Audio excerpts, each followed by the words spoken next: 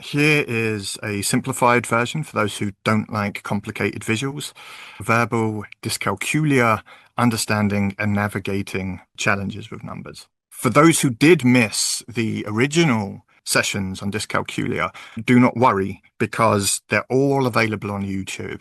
So you can check out those and much more besides. So what do you hope to gain today? I am very much neurodivergent, dyslexia and dyspraxia officially, with traits of ASD as well. One thing I don't have is dyscalculia, meaning that although I am the expert today in terms of this presentation, for those that do have dyscalculia, you are experts in a way that I will never be. Please do share your insights as we go. Knowledge, yes, there'll definitely be knowledge.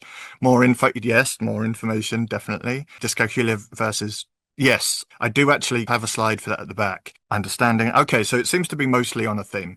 So thank you, everyone. The thing about this is verbal dyscalculia, which I'm aware we haven't defined yet, which is intentional, is even rarer than dyscalculia. Dyscalculia sits at about 3% of the population, so it's typically regarded as higher than autism and lower than the remaining big three, so ADHD, dyslexia, and dyspraxia.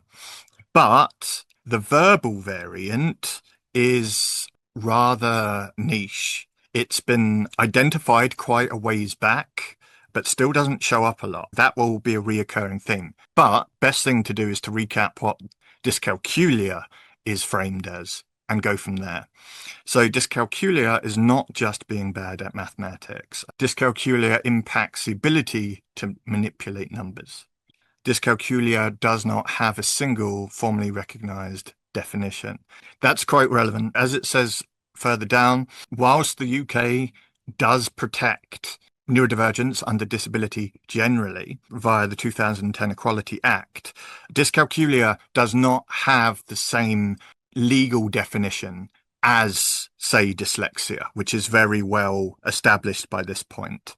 Dyscalculia is grouped under the specific learning differences, and getting a diagnosis is more specialized. That goes even more so if you're just looking for a verbal diagnosis. I'm not sure that that is a regular thing. However, I have it on authority that it can occur independently, as in there are people out there who just have the verbal element. We'll go into details as to what all the elements are later, but that's going to be important before we kick off.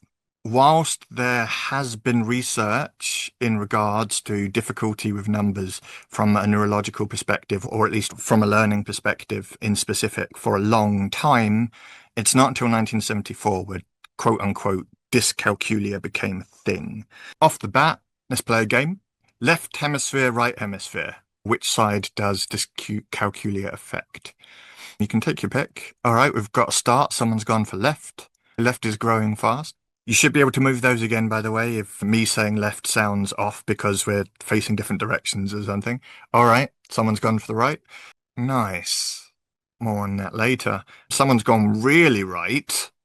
Not a political statement, I promise. As a reminder, this is a neuro-inclusive environment. Even when the answer's wrong, it's not a wrong answer. So please do feel free to join in. All right, I think we have it. I think left won. The one of you, whether it was an accidental drop or not, who went for the middle, congratulations, you are the winner. It's both, at least if the verbal element is present, because verbal dyscalculia affects the other side of the brain, as in, if you don't have the verbal element, it's primarily housed on one side, even though the brain, of course, does communicate.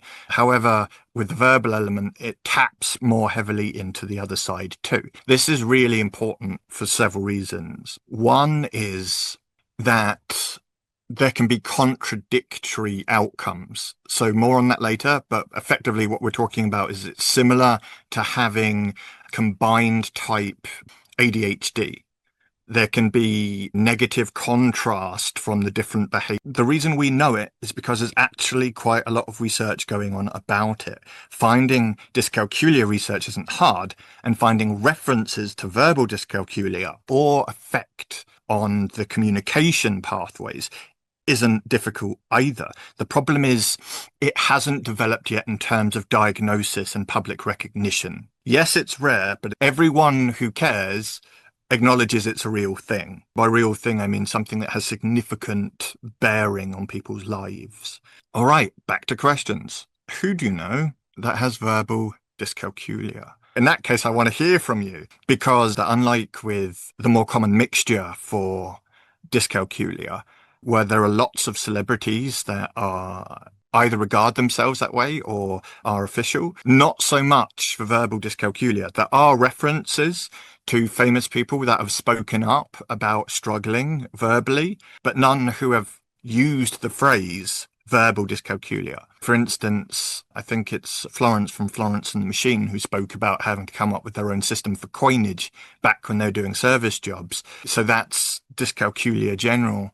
I think Cher is one famous person who has spoken about specifically struggling with the verbal element, but again, not in the same breath as verbal dyscalculia. Any are in the house, that's great. Also, whenever I ask for input or opinions from those with verbal dyscalculia, you don't require a diagnosis for it. Like I said, A, it's very difficult to get anyway, and B, that's not what we're here for. If you think you have it, I believe you. All right, think I have a different type. Yeah, we'll get to the types, and feel free to come in later if your question isn't answered. No one. So yes, this is what I came to when I first researched this. I don't know anyone who has this. Not specifically. If I asked every person I've ever interviewed or trained or coached who have dyscalculia, do these things affect you? I'm sure some of them would say yes, but I've never had a conversation with one of my colleagues or service users specifically on this. Thank you, whoever gave the yellow response and the green response. The blue one is interesting. No one who will admit it. Happy to hear on that later too. Thank you everyone who jumped in there. As I said earlier, not only was that a correct answer, it was the one I was hoping would be represented, so thank you. This is the quiz, by the way. One question, because we've got a lot to cover, and naturally I'm not in the habit of wasting anyone's time. Which of the following might someone with verbal dyscalculia not experience? Challenges with understanding mathematical fundamentals, difficulty remembering mathematical facts, may struggle to express numbers out loud, may struggle to numerical elements of conversations or events. Wow, we really do have a varied room. I did set it, I think, so that you can pick multiple answers, by the way. The actual answer is 1. There's one of the areas in which I'm affected by numbers. If I'm looking at a number and I know a number I need to say, I'll say the number I see, even though I know the number I need to say.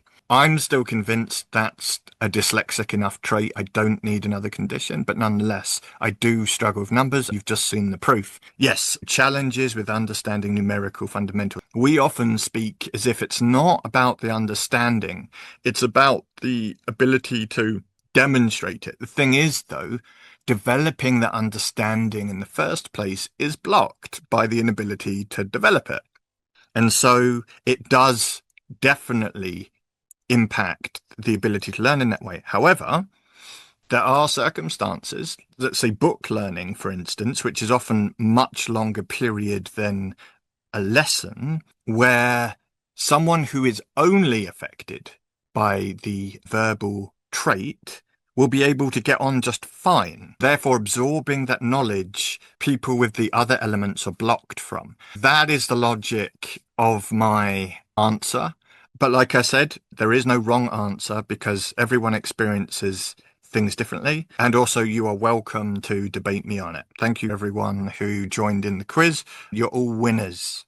This is the core characteristics of just the verbal element. Trouble understanding math instructions when spoken aloud. Obviously, we tend to get hyperbolic under or over, as in, I'm sure an adult, if they're asked what's 3 times 7, they might take a while, they might want to count on their fingers, but a lot of us are still going to be able to get there. But the thing is, verbal numbers happen all around us all the time, but everything from measurements to timings to speeds, those are all around us and expressed verbally, but have a numerical element all across the day, as well, of course, checking the time and all the rest of it. And that happens verbally. When you're having a chat at the end of a meeting and someone says, all right, when shall we book in the next one? You're discussing it verbally. While it's written, makes it sound like it's automatically going to be a multiplication or a subtraction type question. Not at all. Not in my opinion anyway. It's the ones that are going to catch people out are far more likely to be those everyday functional numbers questions. Number two, difficulty recalling math facts verbally. So again, it's used times tables as the example, but my feeling is that times tables, they cheat, right? Because they're infinite. Times tables sounds like it's a simple, quick reference thing. To be fair, the one on the wall at school was. But once you get past 12, say, it's getting a bit daft in the sense that's actually a huge amount of information that you're required to remember. Whereas in other cases, and to some degree with times tables, it can be more about practice. I need to mention neurodivergence in general here because ND individuals often don't get that practice in. Because of our spiky profiles, we tend to struggle earlier on certain things and therefore may never progress past the early stage. Maths being an example. Again, this goes for all of us, whether it's dyslexia, dyspraxia, ASD, ADHD. It's part of the secondary symptom cognitive faculty set. But repetition and constant submersion can help break that barrier. However, that might include verbal elements, and therefore that's a place where someone with verbal dyscalculia isn't going to progress. For instance, if I really wanted to get better at maths, despite being dyslexic, and I hired a tutor, they would be talking to me all the time. We have this theory that learning doesn't go in. Solo book learning, perhaps no barrier, right? At least if there's no dyslexia on top, which is about 50 to 60% apparently, and not a surprise either. But if it's just pure dyscalculia, then a personal tutor might be an ideal option. But that isn't necessarily going to work with someone with the verbal element. Number three, struggles to explain math processes or describe steps out loud. Again, got to mention neurodivergence in general here, because we can often struggle with saying things in a manner that makes sense to other people anyway. The idea that this is simply a maths thing, once again, I'm not convinced. To clarify what I mean is, if you just have dyscalculia, you are still neurodivergent, meaning that your cognitive faculties are still affected as a set. Memory, for instance. We have to bear in mind that, once again, this isn't just subtraction, addition type math. This is communication in general. Anyone who's trying to find a new way to improve or trying to help someone needs to bear that in mind. Lastly, may misinterpret spoken numbers or operations even if they can read or write them correctly. Thing is, this one, the reading and writing bit is probably where it differs, not the verbal bit, because I think, again, most of us with neurodivergence do struggle when numbers are coming to us. If you're just dyslexic, say, maybe you would prefer to hear it than to read it, but if you were then asked to remember it, it doesn't necessarily matter how you were told. There is still that numbers barrier. Nonetheless, though, these are regarded as the unique ones. These are the verbal dyscalculia traits. If you have all of these and you think you have verbal dyscalculia, you're probably right. What I've done is taken the liberty to segregate us. I've split this between has dyscalculia and doesn't have dyscalculia. Maybe it should have been has verbal, but let's just keep it how it is. If you feel that you're dyscalculic, just go ahead and answer the standard version. And if you're not, just go ahead and answer the not version. But what we're trying to do is get a baseline of whether anyone is affected by these things. The first one, which I'm hoping it's allowing you to answer as we speak, is can get confused when numbers are dictated. So when they're spoken out loud to us or when they're overheard by us. Number two, may have a reasonable grasp of maths, but fail at simple equations out loud. We covered that earlier with the 3 times 7 example. This is beyond equations, but if you have examples that are equation based, that's fine too. 3, struggles to use systems verbally. For example, up and down, north and south, add and subtract, as in take away this much. We apparently have a lot more dyscalculics in the room. Not a shock at all. Welcome. But for those who aren't, let's see if they match. The top one, this is actually going to be tricky. I've set myself up. Can get confused is number 1 for the top row and is number 2 for the other row. All right. Can get confused is now number 2 for the top row and remains number 2 for the second row. All right. May have a reasonable grasp. Can get confused is now top again. Okay, may have a reasonable grasp is number 2 for the top row and is number 3 for not possessing dyscalculia row. What this might demonstrate, although we have no idea how many of each we have in the race, is that there is a difference. Even though most of us might be neurodivergent, and even though most of you responding have dyscalculia, there does seem to be a slight divorce of what is the most impactful. But what we've just done here effectively is looked at those aforementioned unique traits. What we've demonstrated is that everyone can experience them, but as often is the case, it comes down to volumes and acuteness, level of impact. All right, thank you for participating. As promised, this is the breakdown. Verbal dyscalculia at the top, of course, because that's today's subject. Difficulty understanding or expressing math concepts through spoken language. What I haven't found so far is a subvariant of a subvariant where someone can do it, can hear it, but can't say it, or vice versa. I think typically, if you've got the verbal element, it's both of these halves. But nonetheless, that is what separates it from the rest of the pack. Moving on to lexical, trouble reading or interpreting written math symbols and equations. Again, the idea is if someone, as rare as it is, only had verbal dyscalculia, this would not necessarily impact them. Whereas for those of you that do have dyscalculia, I'm sure you will point out that this is a thing. And again, for me, as well as what happened earlier when I read out the wrong number, I also do that in typing. For instance, I might be doing some filing and I'm going 21, 22, 23. And then for whatever reason, I'll just go back one instead of forwards one. I know that the next file is 25, but I type in 23 instead. Can't explain what that's all about, but it fits here, right? The graphical dyscalculia, so struggles with writing or visual representations of mathematical symbols and operations.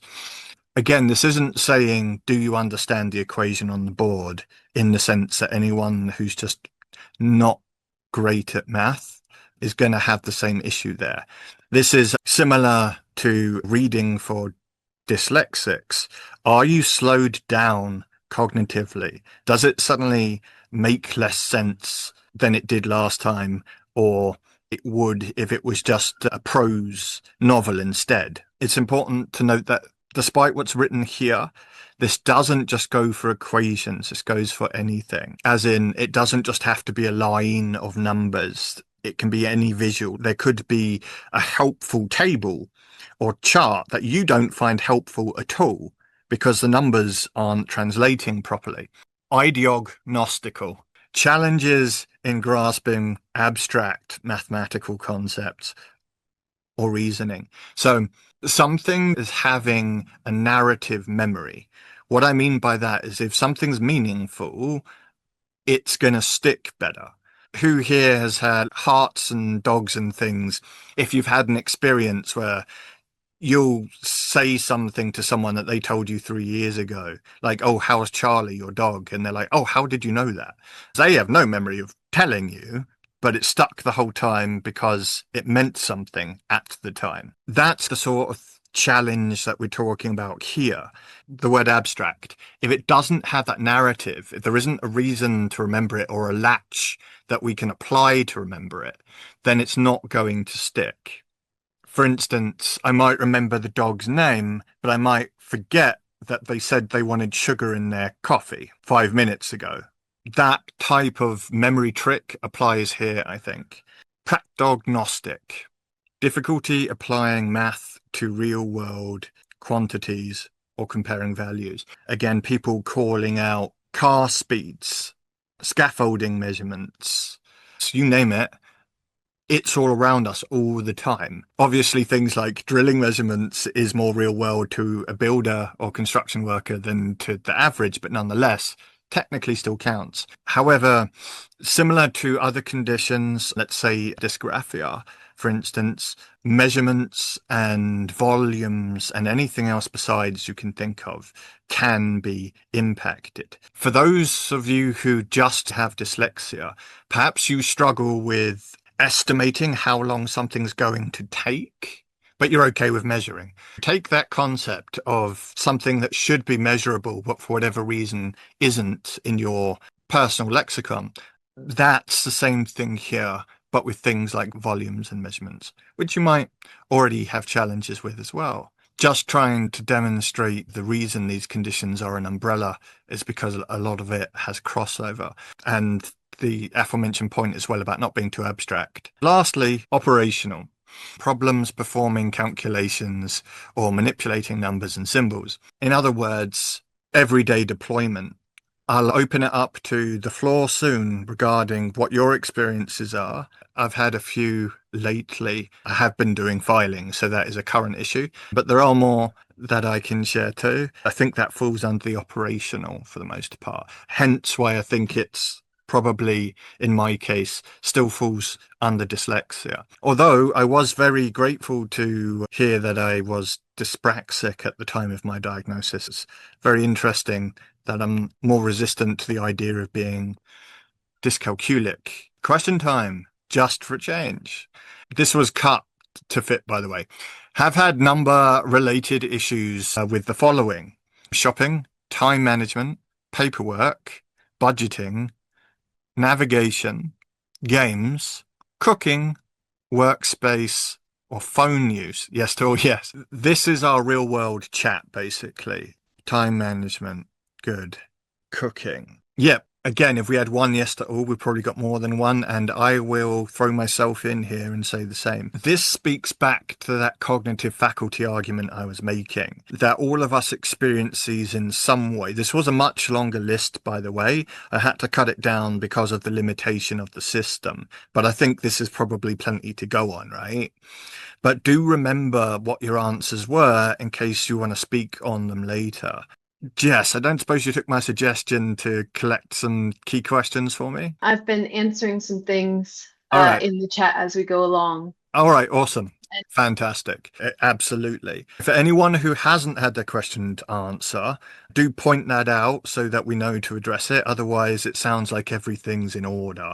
So that's wonderful. But there will be open mic at the end, so don't worry. Estimating, yeah. Estimating as in the aforementioned volumes and measurements. Or is it more time management general? Yeah, basically, as I said, for a predominantly neurodivergent room, we probably all have hit these at some point, but more often than other people.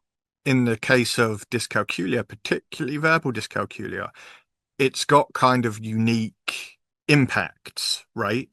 For example, for some of us, verbal instruction is helpful. Let's pick one that's relevant here. Paperwork. If someone is explaining what needs doing, like how to file something or what content they're after, something like that, then usually being told verbally is going to be a benefit to some people. Because even though they've got it in writing, the writing isn't detailed enough, right? You get that extra context. Whereas in the case of verbal dyscalculia, perhaps not. Shopping, another one that's often verbal, like someone will read out a shopping list, right? Some of us will find that helpful, but again, in this case, the opposite might be true. The one that sprang to mind straight away when I was looking at this before is coffee shops and things where they call out numbers. Sometimes I am distracted, right? If I've forgotten I'm waiting on something, it won't, when they call it, necessarily sink in. But this is an example where potentially someone with verbal dyscalculia could be focusing and still miss it because they're not hearing their number, even though it was their number that was called and they know what their number is. All right, so on to diagnosis now. As anyone who attended the previous sessions on dyscalculia is aware, diagnosis is tricky anyway. In other words, even if you went private, you might need to do quite a bit of digging before you find someone suitable. Whereas for the big four, dyslexia, dyspraxia, ASD, and ADHD, they're very easy to find, right? Again, you still have to do your due diligence to find the one that's suitable for you, but nonetheless, not only that, in the case of ADHD and ASD, at least, you can go through your GP quite easily so long as they agree that they feel it's likely that you have the condition. A bit trickier for dyslexia and dyspraxia, as in you need to prove that it's having a severe impact on your life before they're interested. So far less likely. Nonetheless, those two are easy to find privately. Whereas in the case of dyscalculia, it's trickier in the case of verbal specifically, as in, again, if you're that rare case where you just have the one element, it's gonna be hard to find someone who can do it because it's hard to spot, because it doesn't normally present on its own. As we've established, it kind of mirrors ordinary behavior anyway, as in some of us who don't have dyscalculia can still hear things wrong or have difficulty expressing verbally, right? Lack of awareness. Hopefully what we've done today has raised awareness for those who weren't really familiar with verbal dyscalculia, but that isn't the case once you go back out the door. This is still early. Like I said, despite the fact that research is constant, it hasn't hit the general consciousness in the same way yet. Diagnostic gaps. So this one I'm going to read verbatim because it's quite interesting. Unlike dyslexia, which has widespread screening tools and legal mandates, dyscalculia lacks standardized, accessible assessments in many regions. Few schools routinely test for it. Many professionals aren't trained to spot the signs. Okay, our issue is that even the people that know what they're doing don't know what they're looking for. That will change, but nonetheless, that is why it's heavily underdiagnosed. Educational bias as well. Let's be fair, everyone in this room has probably experienced that. And overlap. So I mentioned earlier, it's about 50-60% for dyslexia. Let's have a look at the wider piece. Dyscalculia often coexists with dyslexia, ADHD, or anxiety, making it harder to isolate and diagnose. So again, you might have it and you might even be showing signs of it, but because you have something else that is more well known, it masks it. If it turns out that I, in fact, am a dyscalculic myself, that's why. Because I already have dyslexia and dyspraxia, the symptoms and traits seem normal for my neurodiverse makeup, whereas in fact, there's still more going on there. Just in case people are completely new to today, we have some things that we reference regularly, crossover being one of them. Crossover for neurodivergence is very high. As mentioned, for example, 60% of people with dyscalculia also have dyslexia. There's no rule about how many you can have or which ones cross, although there are more common patterns. And of course, legislation, funding, and so on. Once again, referencing the fact that the better known ones are the ones that get the attention, and by extension are the ones who get the support. If you are looking for a diagnosis, the options are out there. They might just come at a cost. If you are someone who feels that you only have verbal dyscalculia, I would strongly recommend seeking a formal diagnosis. However, just understand that it's going to be a hard ride because that is rare. In other words, even someone who is trained to identify dyscalculia may not understand how to or be comfortable with trying to isolate just one of the characteristics. But the reason I say I would recommend it is because it's so rare. We need more awareness on this. Acceptance and provision, all the rest of it comes from understanding. You've got to start there, and there needs to be publicly available examples of it in order for that to happen. Targeted strategies, as I've been mentioning throughout, some of the strategies that are recommended in general for dyscalculia are not going to be entirely appropriate. Part of the title for today is about being able to manage numbers, okay? But what we're saying here is if the numbers are spoken, then our ability to manage is impaired. We're suddenly juggling something that otherwise wouldn't be difficult for us, skating on ice, as the phrase goes. What we're looking at here is a far more limited list than dyscalculia general. Multisensory instruction. This is referring to having a combined approach where a bit of everything is involved. There are various advantages to this. One is bypassing the one that you struggle with. So if you're using 3 senses, then you don't need that 4th one, right? It's like memory training, yeah? If you speak it out loud and write it down and repeat it in your head, the memory is more likely to stick because it's being reinforced by multiple types. Even if you're having to avoid the one that causes you the most challenge, if you're doubling or tripling up, then you still have a better chance. However, I would never recommend, in this type of example, avoiding the one that you struggle with. I would try and apply that more, not less. Multisensory still is the same way to go because your correct answers are at least initially going to be coming from those workaround approaches. Nonetheless, though, having constant exposure to the one that you struggle with should make it more, at the very least, comfortable to deal with. Step-by-step verbal scaffolding. So break down math language into short, repeatable phrases. We mentioned earlier that memory is affected as part of the verbal element. I mentioned before that memory is affected in general as part of being neurodivergent. But what this is doing is trying to create a format that uses the thing that's the problem, but to be the solution. Because it's in very short and limited bursts or volumes, someone should still be capable of just doing it by rote, right? Something I often say in my coaching is, why do you brush your teeth? After a 20-minute discussion about hygiene and things, people eventually agree, yes, it was because my parents forced me. Same goes here. If you repeat small enough tasks often enough, it becomes second nature. That also refers to a few of these others as well. Pre-teaching vocabulary. On a personal level, I can absolutely recommend this in terms of knowing what things mean before you start. Definitely raises the chances of success.